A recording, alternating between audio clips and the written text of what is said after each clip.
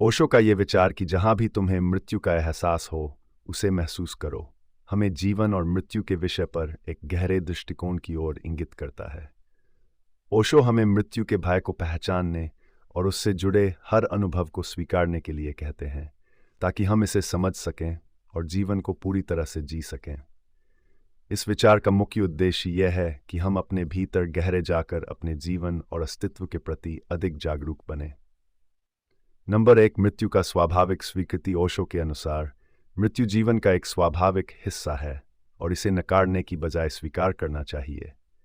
हम में से अधिकांश लोग मृत्यु से डरते हैं और उससे बचने की कोशिश करते हैं, लेकिन यह डर हमारे जीवन में असंतुलन और असंतोष लाता है। ओशो कहते हैं कि हमें मृत्यु के प्रति अपनी धारणा बदलने की आवश्यकता है ताकि हम इसे एक सत्य के रूप में स्वीकार सकें। नंबर 2, मृत्यु से डर को पहचानना। मृत्यु का सामना करने से हम अपने भीतर छुपे हुए भय को पहचान सकते हैं। जब हम मृत्यु के विषय में सोचते हैं या उसका सामना करते हैं तो हमारा मन उसके प्रति एक स्वाभाविक डर महसूस करता है।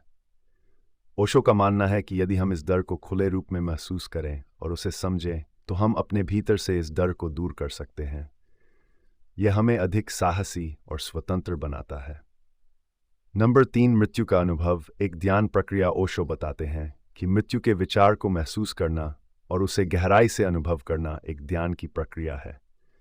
जब हम मृत्यु के बारे में गहराई से सोचते हैं और उससे जुड़ी अनुभूतियों को महसूस करते हैं तो हमारा मन अधिक जागरूक हो जाता है। ये जागरूकता हमें जीवन के हर क्षण में अधिक सजीवता और सजीवता के साथ जीने में मदद करती है। नंबर 4, मृत्यु का विचार हमें जीवन का महत्व सिखाता है। ओशो का कहना है कि जब हम मृत्यु के प्रति जागरूक होते हैं तो हमें जीवन की क्षणिकता और उसकी महत्वता का एहसास होता है। मृत्यु का विचार हमें यह समझने में मदद करता है कि जीवन का हर क्षण अनमोल है और हमें इसे व्यर्थ नहीं जाने देना चाहिए। यह समझ हमारे जीवन में संतुलन और गहराई लाती है। नंबर 5, मृत्यु का विचार अहंकार को तोड़ता है। ओशो के अनुसार मृत्यु का विचार हमारे अहंकार को तोड़ने में सहायक होता है। जब हम मृत्यु के विषय पर विचार करते हैं तो हमें समझ में आता है कि हमारे पास कुछ भी स्थायी नहीं है। हमारे विचार, हमारी पहचान और हमारा अहंकार सब कुछ अस्थायी है। इस समझ के साथ हम अपने अहंकार से मुक्त होकर एक सच्चे और साधारण जीवन की ओर बढ़ सकते हैं। नंबर 6, मृत्यु का अनुभव वास्तविकता की ओर पहला कदम। ओशो का मानना है कि मृत्यु का अनुभव हमें वास्तविकता की ओर ले जाता है। मृत्यु के विषय में सोचने से हम अपने जीवन के उन पहलुओं की ओर ध्यान देते हैं जिन्हें हम सामान्यतया नज़रअंदाज कर देते हैं। यह हमें हमारे जीवन की सच्चाई से जोड़ता है और हमारे भीतर एक गहरी शांति का अनुभव लाता है। नंबर 7, मृत्यु के प्रति जागरूकता का अभ्यास। ओशो हमें मृत्यु के प्रति जागरूकता का अभ्यास करने की सलाह देते हैं। इस अभ्यास में हम अपने जीवन में उन सभी क्षणों को महसूस करते हैं जहां हमें मृत्यु का एहसास होता है, जैसे कि जीवन की कठिनाइयां, बीमारियां या किसी प्रियजन का निधन।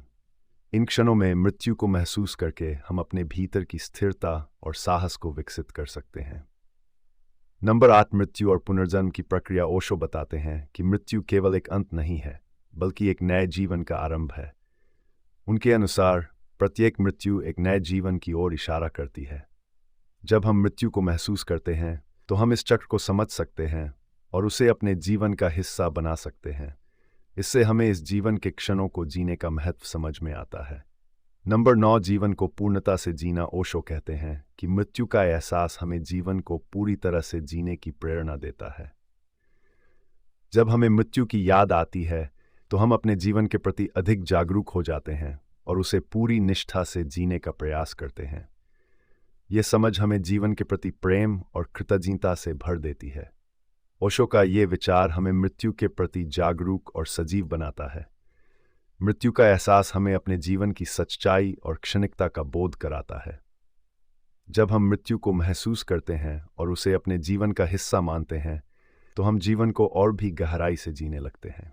ओशो का संदेश यह है कि मृत्यु का डर नहीं करना चाहिए बल्कि उसे समझना और स्वीकारना चाहिए।